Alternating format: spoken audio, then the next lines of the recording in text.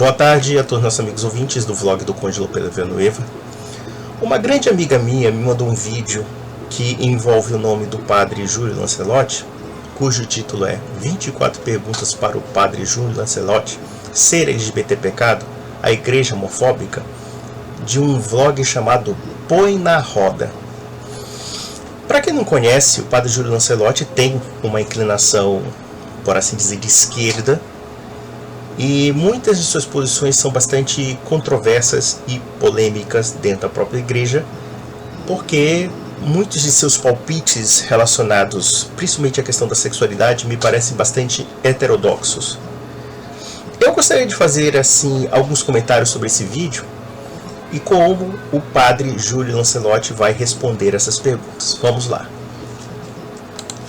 Olá, eu sou o padre Júlio Lancelotti, da Pastoral de Rua, e vou responder as 24 perguntas. Padre, afinal, ser LGBT é pecado? Pecado é ser desumano. Você pode ser hétero, pode ser LGBT, pode ser trans e ser desumano. O que faz ter o pecado é ser desumano e destruir a vida. Não, desculpa, padre, você está completamente enganado.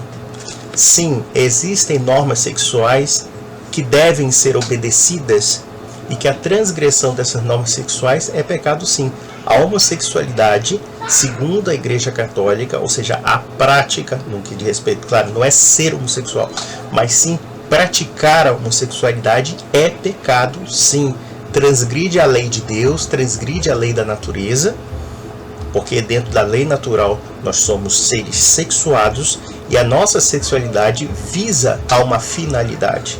Da feita que você responde que não ser pecado é apenas ser desumano, no fundo o que me parece é que esse padre quis fugir da pergunta. Ele não quis responder. Não é pecado ser LGBT. Claro que é pecado, porque um militante LGBT está defendendo algo que transgride o aspecto moral da sexualidade no cristianismo, que é a relação entre o homem e a mulher. A homossexualidade, no sentido da sua prática e no sentido da sua apologia, é pecado sim, uma vez que transgride o aspecto da castidade, como também transgride o aspecto da finalidade do sexo, que é a potencialização de formação de famílias, e também a referência sexuada que nós temos, porque também isso é atributo da ordem divina. Deus nos criou homens e mulheres, não criou seres humanos como assexuados, nos criou como sexuados e, portanto, nós temos que buscar sim o sexo oposto para que nós nos realizemos. Vamos lá. Há quem diga sobre LGBTs que Deus ama o pecador, mas abomina o pecado. O que diria para essas pessoas? Pois é, aí depende do que você considera o pecado. O pecado é matar, o pecado é destruir, o pecado é jogar as pessoas na fome, o pecado é destruir a vida e a dignidade humana. Nós não podemos vincular LGBT e pecado. Claro que podemos sim, padre. O que o senhor está negligenciando é que existem pecados dentro da ordem sexual. É muito cômodo disparar para todos os lados e dizer, depende do que você considera pecado. Não depende do que eu considero pecado, porque não sou eu que determino a natureza do pecado. O que determina a natureza do pecado é a transgressão da ordem divina. A transgressão da lei natural e da ordem divina, e principalmente da ordem divina, é pecado. E isso no âmbito moral. Pecado não é somente matar. Pecar contra a castidade é sim, como já estou até sendo redundante, pecar contra a castidade. Pecar contra a ordem natural da família. Ou seja, a questão do adultério, não? A questão da pornografia, a questão de muitas outras práticas sexuais que contrariam não somente a lei natural, como contrariam também a finalidade própria do sexo. A homossexualidade, enquanto prática e enquanto apologética, no sentido de que naturalizar o pecado, sim, é pecado. Né? Porque a própria Igreja Católica, no seu catecismo e em inúmeros ensinos, dizem que a homossexualidade é uma desordem no âmbito da paixão sexual. É um impulso desordenado da sexualidade, porque desvia da sua finalidade. Mas vamos lá. Nós temos que desvincular e saber que o pecado, ele está presente na vida de todas as pessoas ou não. Não depende da questão de gênero, depende da questão humana. Ué, mas o fato de um comportamento sexual transgressor da moralidade também é algo que está na questão humana. Veja que ele é tão capcioso, digamos assim, é tão enrolador, que ele não responde a pergunta. Ora, mas não é a doutrina católica que prega que a prática homossexual é pecaminosa? Sim. E por que esse padre está se recusando a falar sobre assuntos que envolvem a sexualidade humana, já que também estão no plano da ordem moral da igreja? Vamos lá. Há uma ala conservadora da sua igreja que é contra LGBTs, enquanto há pessoas mais progressistas como você. Como acha que isso vai se resolver? Eu acho que isso não vai se resolver. O conflito sempre haverá, porque os que são contra os grupos LGBTQIA+, não são só religiosos. Então, essa é uma questão humana, uma questão de aversão, uma questão de LGBTfobia, que eu acredito que não será resolvida. Nós podemos, em alguns momentos, amenizar, em alguns momentos vai se agudizar, mas é uma luta permanente. Olha só que coisa interessante, até todo momento eu vejo um padre fazendo apologia da homossexualidade militante. Não é somente aquela pessoa que quer viver a homossexualidade, não. Ele faz disso um plano e uma bandeira, inclusive ele é chamado de progressista. Ora, mas a moralidade sexual ela não é progressista. A moralidade sexual ela é eterna.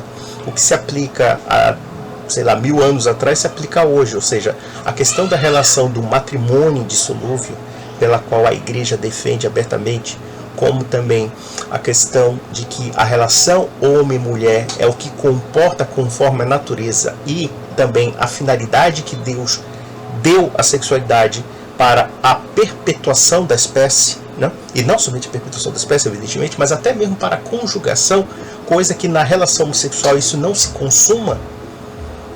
Então isso não pode ser relativizado numa mera ideia de que isso aí é uma LGBTfobia. É muito impressionante como um padre praticamente tem um discurso que se assemelha ao PSOL, mas muito, muito longe da doutrina católica. Vamos lá.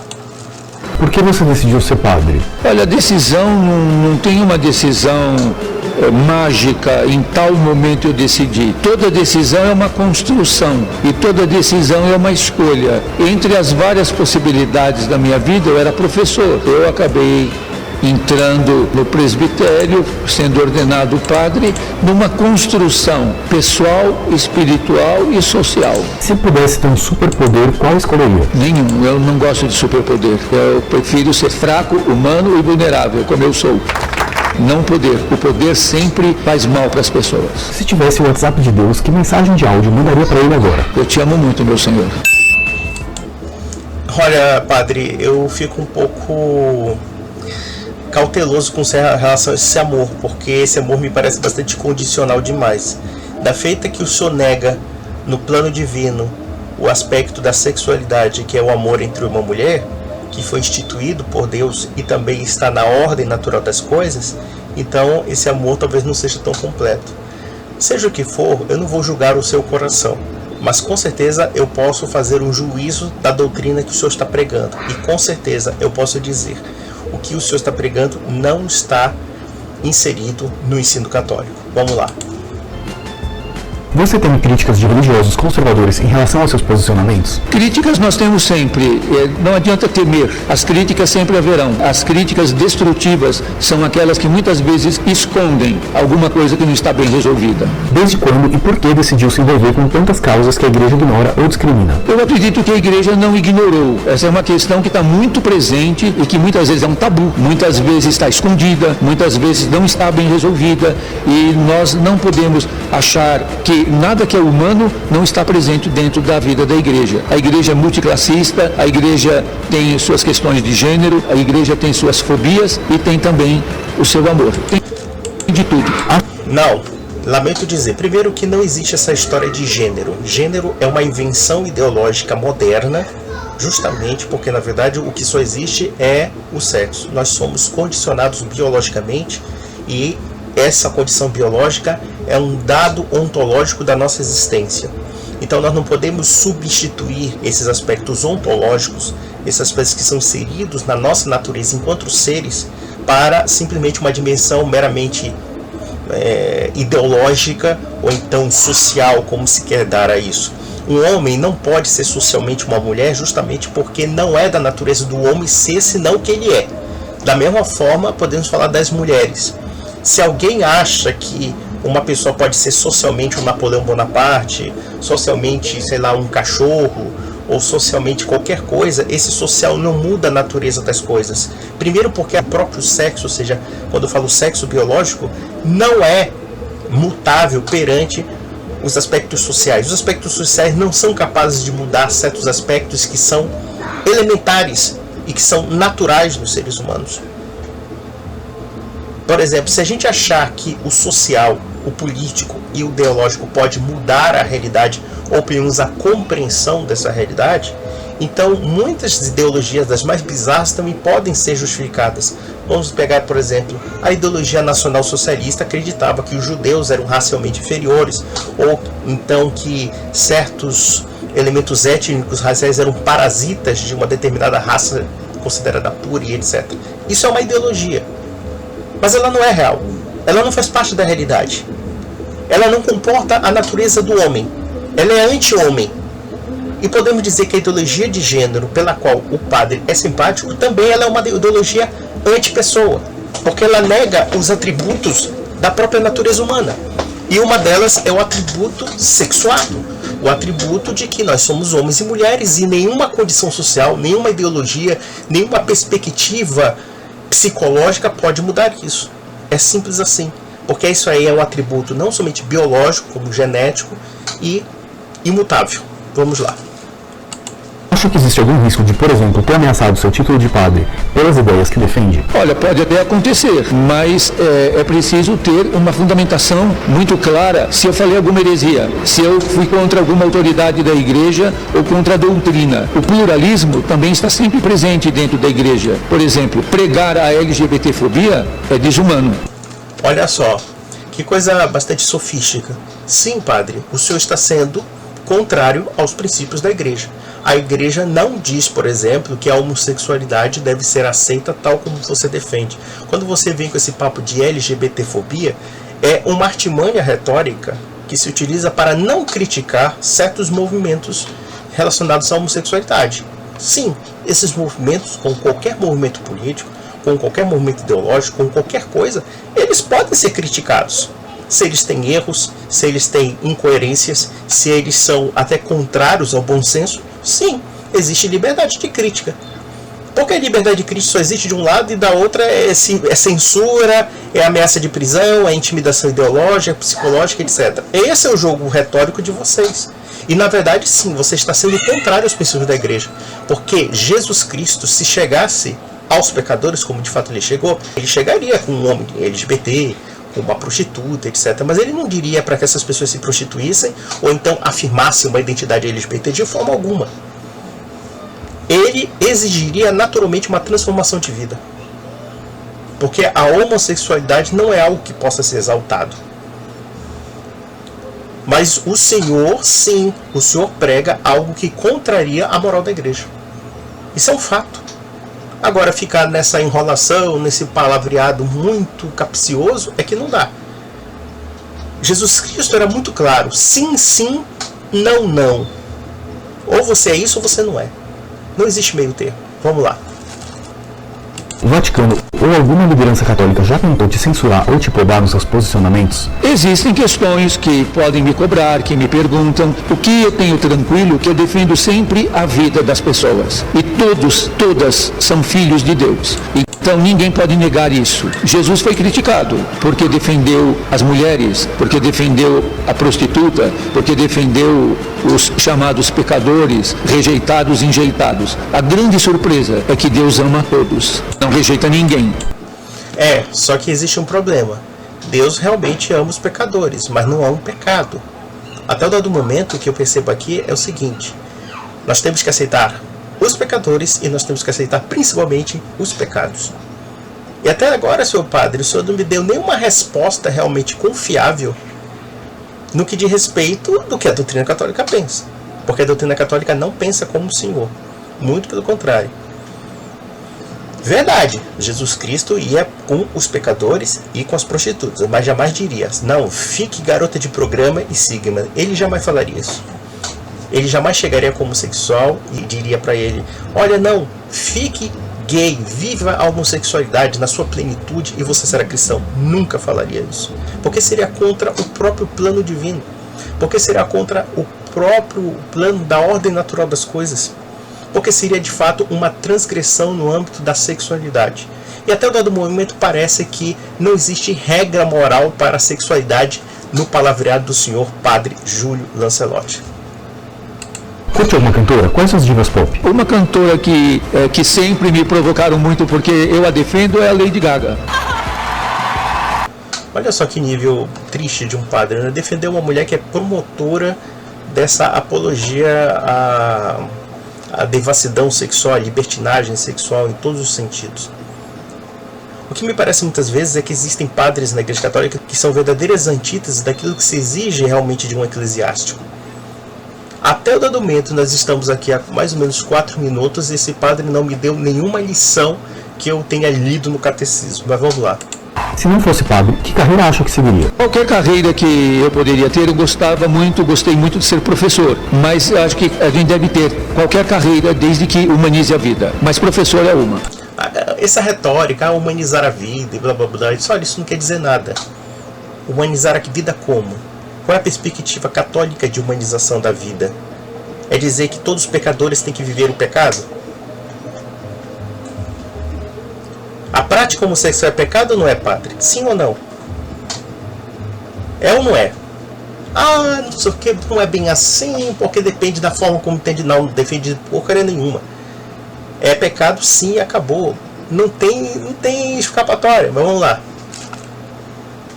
Acredita que algum dia a igreja acolherá plenamente os LGBTs oficialmente? Eu acredito que em posicionamentos oficiais é difícil de esperar. O importante não é a declaração oficial, o importante é a vida. Muitas vezes a igreja fez declarações oficiais que tiveram que ser desmanchadas, como por exemplo quando diz que os índios não tinham alma. Era uma declaração oficial. Quando diziam que a mulher era feita por Deus da cintura para cima. Era uma declaração oficial. Meu Deus do céu, como é que um padre desse comete uma gafe monumental como essa? Padre, cite-me um documento da Igreja Católica que afirme, por exemplo, que os índios não tinham alma. Ao que percebe o senhor, como padre, mostra uma deficiência do ponto de vista teológico, porque até o dado momento nós estamos vendo aqui que não há nenhuma pregação católica no seu discurso, como também existe um problema sério até da história. Porque, pelo que eu já acompanhei dos debates teológicos dos séculos XVI, quando houve contato com os indígenas, é aí que eu vou dar uma aula de história. Nós sabemos que Cristóvão Colombo descobriu a América, né? Descobriu com os europeus, evidentemente, né? Em 1492, e a rainha Isabel Católica foi informada desses indígenas, etc. E em nenhum momento os espanhóis que descobriram a existência dos indígenas na América, em nenhum momento os espanhóis disseram que necessariamente os indígenas não tinham alma. Eles nunca disseram isso. Pelo contrário, quando Isabel Católica estava prestes a morrer em 1504, ela deixou um testamento. Se vocês lerem o documento dessa rainha espanhola, de uma rainha castelhana, vocês vão ficar impressionados com o grau de humanidade, de beleza que essa mulher tinha. Que ela dizendo que os índios não podem ser violados nos seus direitos, que eles têm que ser evangelizados à fé católica, convertidos à fé católica e etc. E isso sem prejuízo, por exemplo, das discussões que houve quando houve abuso de poder, excessos e até violências contra os indígenas da América, pelos colonos, pelos aventureiros, por alguns conquistadores espanhóis. Esse tema foi debatido por consulta do rei da Espanha, que era imperador também do Sacro Império Romano Germânico, o Sr. Carlos V, Sua Majestade, o Sr. Carlos V, em que a Universidade de Salamanca foi consultada sobre os aspectos da legitimidade moral no que diz respeito à relação com os índios. E em nenhum momento se falou que os índios fossem seres que não tinham alma, muito pelo contrário. Se vocês pegarem o debate que houve entre Francisco de Victória, um dominicano, e Juan Ginés de Sepúlveda. Eu tenho várias obras do Juan Ginés de Sepúlveda. Como também eu tenho a obra mestra do Francisco de Victória, que foi sobre o direito da paz e da guerra relacionado aos índios da América. Como eu também tenho as obras completas do Bartolomé de las Casas aqui em casa, na Biblioteca Real do Conde. Em nenhum momento se fala que os índios não têm alma. Nem Juan René Sepúlveda, que era inclusive defensor da escravidão dos indígenas, ou pelo menos ele achava que os índios tinham uma intelectualidade ou uma situação cultural inferior, tá? Nem ele defendia que os índios fossem seres sem alma. O que esse padre está falando, com todo o respeito que eu tenho pela posição dele de clérigo, é um credo qui absurdum est. E com relação às mulheres, poucas religiões deram tamanha dignidade às mulheres do que a fé cristã católica. Isso podemos deduzir do fato de que nós temos reverência por uma mulher que é considerada a santa das santas, que é a própria Virgem Maria. Então vejam que ele é um homem de, sinceramente, de chavões esquerdistas, grosseiros, quando ele comete erros crassos de história. E não só de história, mas de teologia. E isso é lamentável, tá? Eu lamento mesmo, profundamente. Vamos lá. E essas declarações oficiais caducaram, porque toda declaração oficial da igreja, ela está marcada pelo momento histórico que ela está sendo dita, pela visão onde ela está sendo elaborada. Aqui nós temos um discurso tipicamente liberal e modernista, né? Ou seja, dentro das declarações da Igreja Católica não existem verdades atemporais que foram guardadas, né, dentro da mensagem do Evangelho, dentro, inclusive, não existe nem mesmo um resguardo da concepção da lei natural. O que existem são apenas circunstancialidades históricas que podem ser modificadas conforme aos caprichos dos tempos. Basicamente isso. Isso é uma retórica modernista.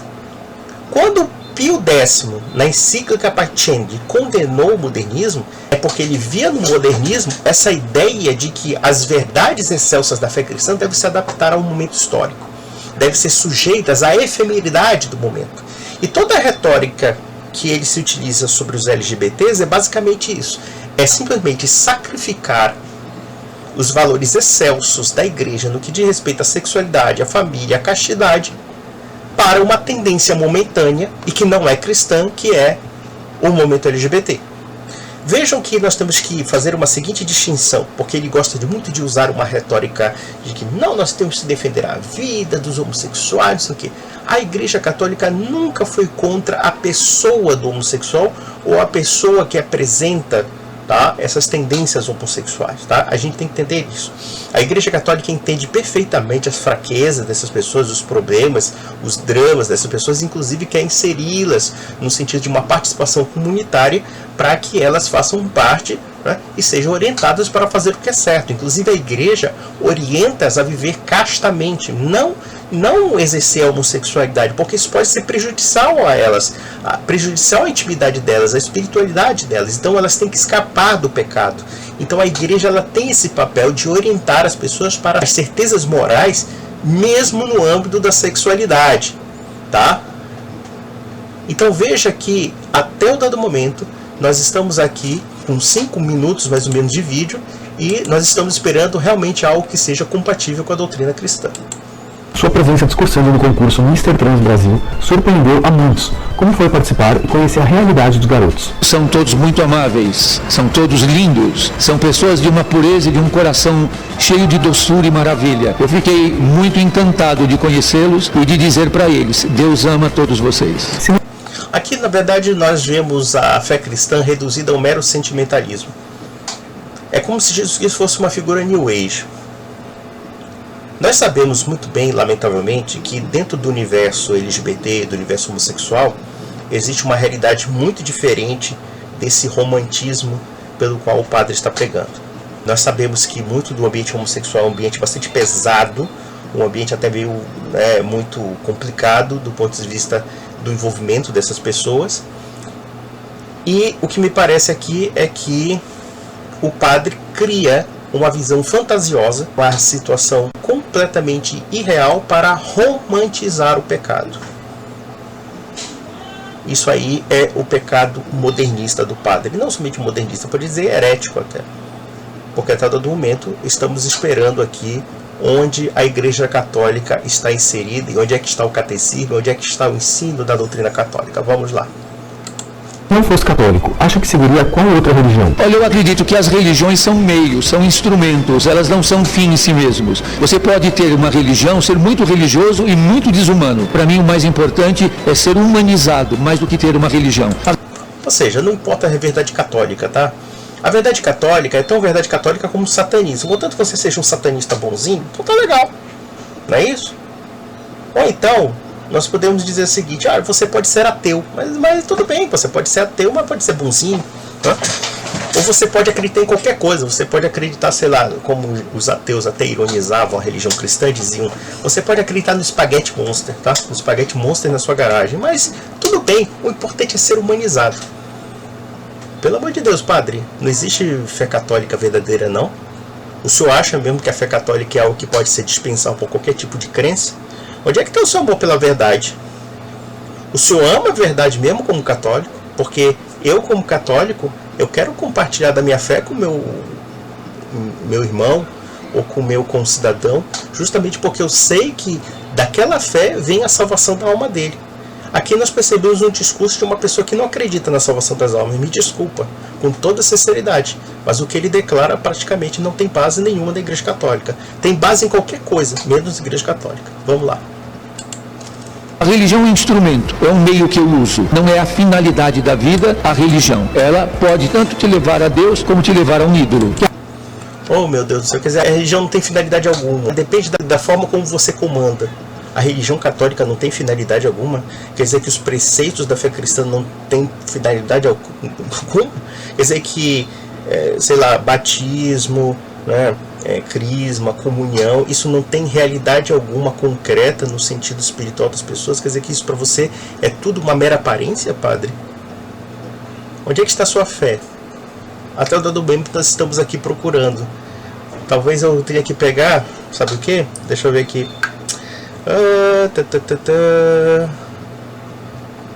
Eu não tenho a lâmpada de Diógenes, mas eu tenho isso aqui, olha. Nós estamos procurando aqui onde é que está a fé do padre. Me desculpa eu julgar a fé das pessoas, tá? Acho feio, até, principalmente de um padre. Mas até todo momento eu não estou vendo catolicidade aqui. Vamos lá, desligando. O que acha que Jesus diria sobre LGBTs? Meus irmãos queridos, minhas irmãs queridas, tenham coragem, não se deixem destruir, eu amo vocês. Bom, até aqui não quer dizer nada. Tenho coragem para quê? Para mudar de vida ou para manter a vida pecaminosa? A vida de homossexualidade, a vida que envolve talvez prostituição, a vida que envolve também promiscuidade, a vida que envolve a negação da família, a negação dos sacramentos do matrimônio, a negação da castidade, como acho que eu já devo ter falado aqui, em suma.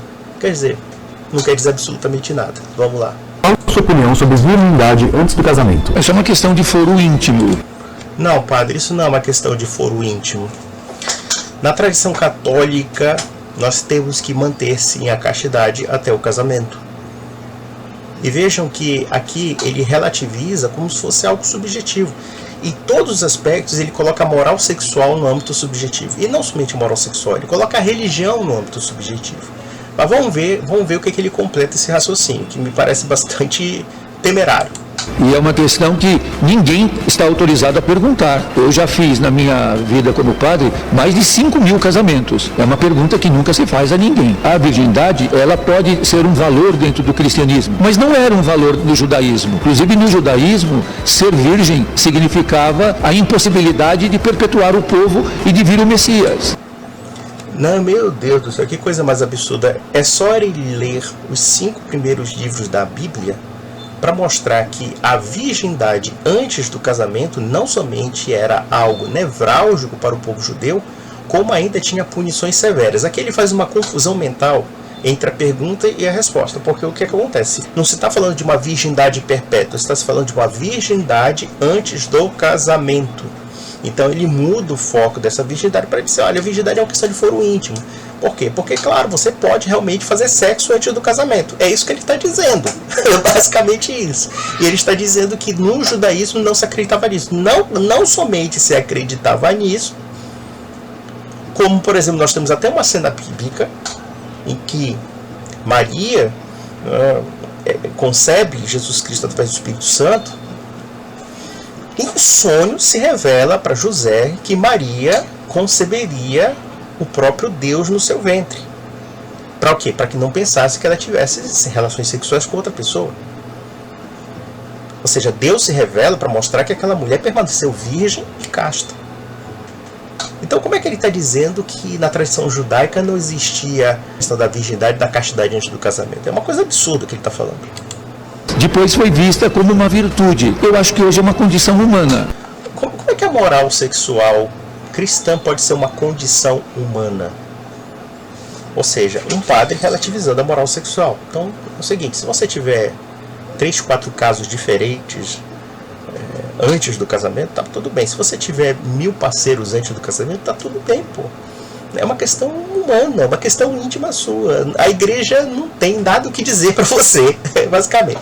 Vamos lá, vamos ver uma outra besteira aqui. Quem tem mais chance de ir pro céu, um gay ateu ou um cristão homofóbico? Todos têm chance, desde que não façam mal. A homofobia, sem dúvida, é um pecado grave.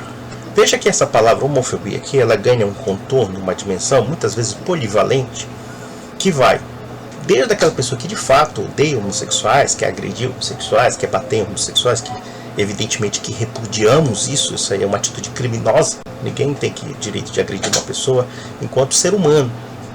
No entanto, homofobia também é utilizada a palavra para aquelas pessoas que mostram a transgressão do âmbito do ato homossexual, ou seja, da prática da homossexualidade, ou seja, no sentido de que há realmente um desvio da finalidade própria da sexualidade, que é a relação entre homem e mulher, né? Então veja que aqui a palavra é capciosa, e eu fico assim triste ver um padre que se enrola em vários altos enganos ideológicos que muitas vezes não condizem com aquilo que de fato ele deveria seguir e ensinar, que é a doutrina cristã, que é a fé católica. Vamos lá. Eu diria para uma pessoa que se diz cristã, mas faz arminha com a mão? Eles deveriam de desmanchar a arminha na mão e na vida e ser uma mão que partilhe o pão, que afague o pobre, que chame o pequeno. É muito melhor. Fazer arminha não leva a nada. Veja uma coisa. Eu não vou levar um mérito sobre a questão de fazer arminha na mão, da questão do Bolsonaro, etc. Até certo ponto eu concordo que nós temos que exercitar o dom da caridade, dar esmolas aos pobres, cuidar dos fracos, dos doentes, dos desvalidos, etc. Mas o que eu percebo no padre é que ele faz uma confusão muito grande entre caridade e licenciosidade. Ou seja, ser caridoso com o homossexual não é achar que ele tem que viver em pecado, é justamente o contrário. Ele tem que fugir do pecado, até para o bem dele. Ainda que nem mesmo ele perceba o quanto deve ser benévolo ele fugir do pecado. Dentre outras e outras transgressões, no âmbito da castidade e no âmbito da sexualidade. Uma pessoa que tem certos vícios sexuais, né, vícios de conduta, que pode ser o adultério, pode ser a pornografia, pode ser pegar prostituta na rua, pode ser o que for, tá? Esse tipo de coisa, elas têm que ser condenadas, porque elas transgridem certos valores relacionados à própria dignidade do sexo e também relacionadas à própria dignidade do casamento e assim sucessivamente. Então a gente não pode chegar e achar que tudo é natural porque a pessoa escolheu. E essa visão do padre não está de acordo com a doutrina católica. Vamos lá.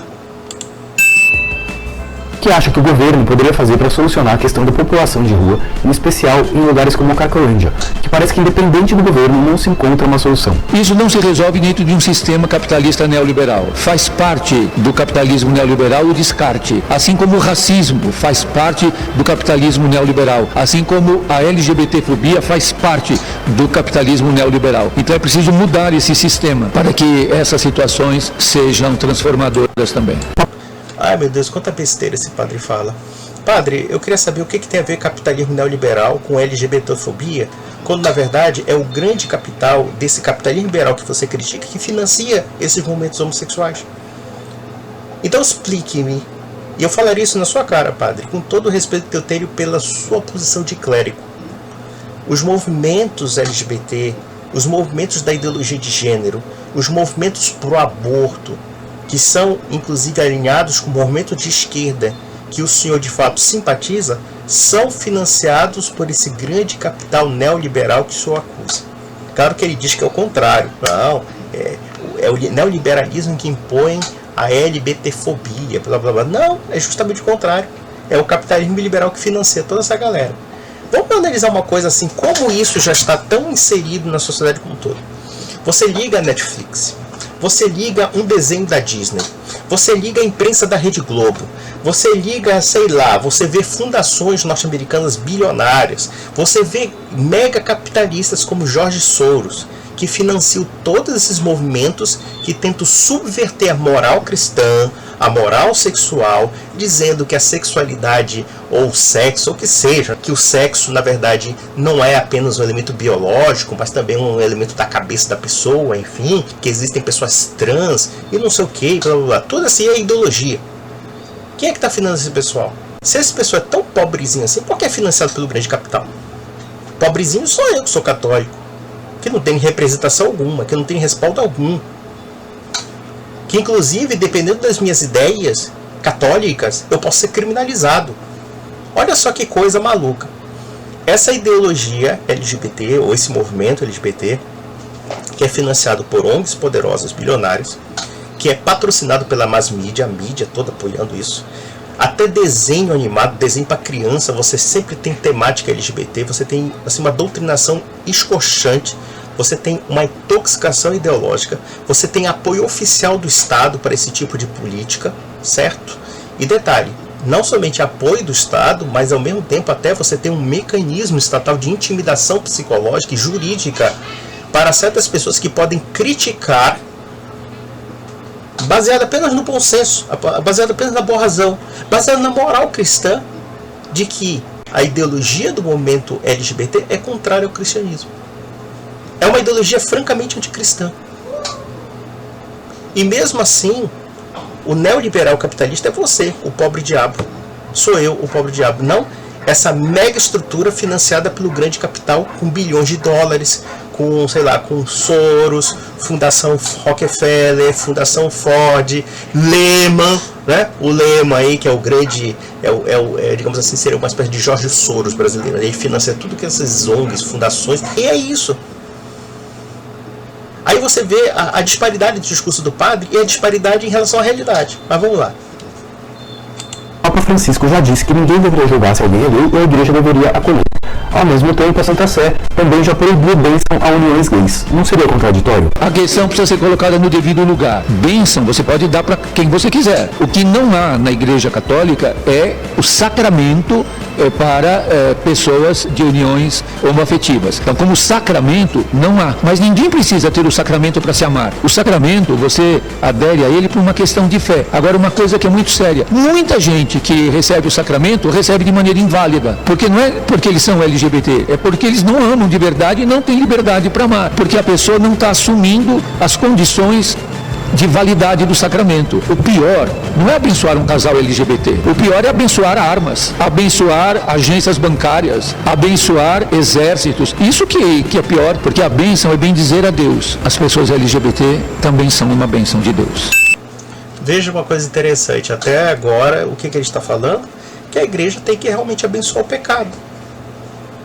Vamos traduzir mesmo, sem delongas. É a bênção do pecado. A bênção do pecado. O pecado tem que ser abençoado pela igreja. Olha, eu fico impressionado porque o senhor Padre Júlio Lancelotti é a representação cabal do que é hoje a igreja na Alemanha. A igreja na Alemanha está dominada, a piada de padres Lancelotes da vida que falam tudo que a igreja não prega.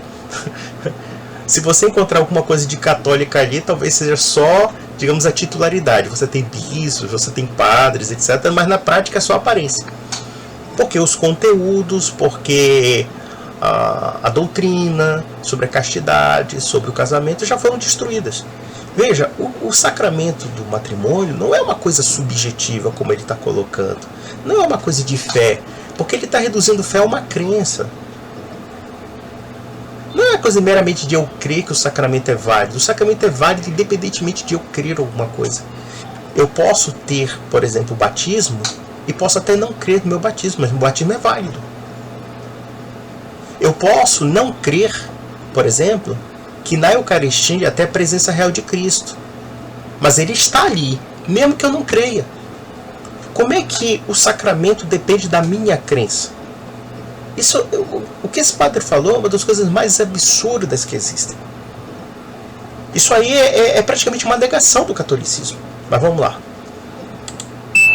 Hoje em dia, gays podem casar no civil. Acha que a igreja também devia abençoar essas uniões? O que eu penso é de que os casais LGBT podem ser muito felizes e se amarem muito sem a bênção da igreja. Não é a bênção da igreja que vai fazer que eles se amem ou não. Então, nesse sentido, que as pessoas tenham liberdade de viver o amor. Quem abençoa é Deus. Se te fizer... Veja aqui agora, pronto. Ele já jogou a moral sexual na lata do lixo da história. Jogou, inclusive, a importância do sacramento do matrimônio. E pronto, olha, é o seguinte, se você acha que vivendo daquela maneira, ainda que seja uma maneira transgressora das leis de Deus e da igreja e das leis da natureza, e se você está feliz com isso, que interessa a opinião da igreja, que interessa o sacramento da igreja, viva feliz o casamento civil. Cara, olha, eu fico impressionado porque tem gente católica que, pelo fato do Júlio Lancelotti fazer uma obra de caridade aqui e acolá, ajudar o pessoal da Cracolândia e tudo isso, exime das aberrações ou até das bizarrices teológicas pelas quais ele fala.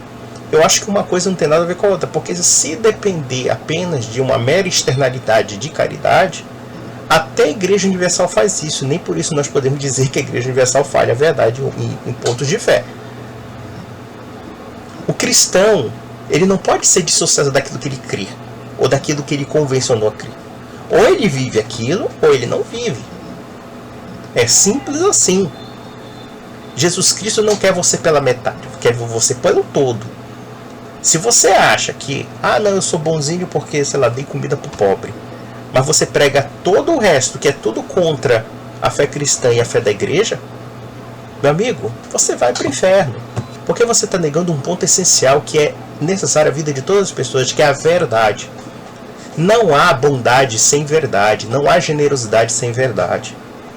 Infelizmente, eu acho que o seu padre Júlio Lancelotti está dando declarações muito temerárias que refletem muito uma certa licenciosidade em uma parte do clero brasileiro. É uma representação muito triste do quanto um padre não deveria ser. Porque basicamente, até o dado momento, eu não vi nada que seja católico no que ele fala. Vamos lá. Esse é um convite para ser Papa. Aceitaria? Ser Papa não é convite, é toda uma hierarquia. Embora legalmente qualquer católico possa ser eleito Papa, mesmo sem ser cardeal, hoje existe uma normativa e uma forma, porque a igreja não é uma democracia, a igreja é uma hierarquia. Ou seja, não responder a pergunta, e graças a Deus, realmente você não seria Papa nunca, porque se você fosse padre, nós estaremos perdidos, viu? Eu acho que o Espírito Santo nos daria uma grande provação. A maior parte das mensagens que eu recebo de LGBTs que não são aceitos pela família vem de famílias conservadoras e religiosas. Podemos dizer que o cristianismo é historicamente homofóbico? Não, eu acho que alguns cristãos são homofóbicos. Eu não diria que o cristianismo. Nunca você vai ler no Evangelho Jesus homofóbico. Você não vai ver. Então não dá para dizer o cristianismo em si ele é homofóbico. Eu poderia dizer alguns cristãos deteriorando o cristianismo são homofóbicos. Veja aqui que quando você pega a palavra homofobia na boca de alguém que defende o LGBT, existe aqui uma nuance de vários tipos de, como eu posso dizer assim, de conceitos ou de descrições que se adequam conforme aquilo que o LGBT quer rotular. Porque fobia é medo, não é nem ódio. E diz as más línguas que essa palavra foi criada para aquelas pessoas que tinham ódio fanático de homossexuais a ponto de matar homossexuais. Mas a grande maioria das pessoas que rejeitam a homossexualidade, rejeita as bandeiras LGBT, rejeita por uma questão de princípio. Não rejeita por ódio homossexual. Rejeita porque rejeita o pecado. Rejeita porque não se adequa àquela prática, rejeita aquela prática. Porque, por exemplo, quando esse pessoal fala que você é homofóbico pelo fato de você repugnar a prática homossexual, ou seja, não gostar, você achar ela feia, você achar ela suja, que seja. Aqui nós estamos no âmbito da liberdade sexual. É uma coisa interessante que esse pessoal preconiza tanto a ideia do liberalismo sexual, mas eles não querem a liberdade sexual de você rejeitar uma prática que você não gosta. Então, praticamente, quando esse pessoal diz que você tem que ter uma aceitação incondicional da homossexualidade em todos os níveis, eles estão afirmando claramente também que você não tem a liberdade sexual de dizer que tal conduta sexual você rejeita. É um paradoxo, mas isso vem por quê? Porque é uma ideologia que está sendo posta sobre uma sociedade sem qualquer tipo de discussão. Na verdade, existe uma ideologia que você tem, por um lado, uma sobrecarga de intoxicação ideológica, é educação, é escola, é mídia, é o diabo 4, e até mesmo na igreja, você tem padre que é simpático a essa causa. Como também você tem o Estado usando armas jurídicas contra você. Você não pode mais questionar a agenda. Se você questionar a agenda, você é homofóbico. E se você é homofóbico, e aqui nós temos uma extensão, uma gama de sentidos do que pode ser chamado de homofóbico, você pode ser enquadrado numa legislação contra o preconceito, contra isso, contra aquilo, e você pode ser colocado na cadeia por causa disso. Tal é a subversão ideológica que há em torno desses conceitos. Mas vamos lá. O que você diria para essas famílias que não aceitam seus filhos por serem LGBTs usando religião como desculpa? Eles estão extremamente equivocados. A religião sempre é para acolher e amar, nunca para condenar e excluir. A religião não é para excluir, mas Jesus Cristo disse que quem crer será salvo e quem não crer será condenado. E ainda coloca até o batismo, né, no meio. Jesus Cristo também disse que no dia que ele chegar no juízo, haverá choro e ranger de dentes. Ou seja, pessoas serão mandadas para o inferno. Em outras palavras, pessoas serão excluídas da salvação. Veja que esse Jesus Cristo que acolhe todo mundo, sem qualquer contraprestação, sem qualquer mudança de vida, sem qualquer nada, é transformar Jesus Cristo apenas num New Age, numa figura esotérica, numa figura que pode ser palatável. Mas o Jesus Cristo dos Evangelhos não era assim. Jesus Cristo era misericordioso, era piedoso, mas ele não era licencioso. Ele pregava um caminho para a salvação. E ele dizia que só era um caminho, só havia um único caminho. Então não existe essa história de que, olha, Jesus Cristo aceita tudo, Deus aceita tudo. Não, não aceita não. Deus exige que você mude de vida. E Deus faz isso não pela voluntariedade divina. Deus faz isso para o teu bem. Quando Deus diz que você tem que fugir da transgressão e do pecado, e portanto também fugir da morte, é porque existe uma ordem que foi prestabelecida para te orientar, para te salvar, para que você tenha realmente uma vida verdadeira. Quando Deus te orienta para a salvação e salvaguarda você da transgressão, na verdade Ele quer que você tenha uma vida em abundância. Ele quer que você tenha uma vida santa. Ele quer que tenha uma vida correta. Porque Ele sabe o caminho muito mais do que você. E Jesus Cristo não seria diferente. Então essa história do paz e amor, Deus aceita tudo. Não, claro que não, isso é coisa absurda. E é lamentável que um padre chegue a essa conclusão, mas vamos lá. Revejam as suas posições. Sejam amáveis. O seu filho, a sua filha, são frutos do amor. Não os rejeite. Veja uma coisa. Eu concordo que um filho ou uma filha homossexual, eles têm que ser, de fato, bem recebidos pelos seus familiares. Isso eu não questiono. Tá? Mas nós temos que sempre, nunca negligenciar o fato de que nós amamos o pecador, mas odiamos o pecado.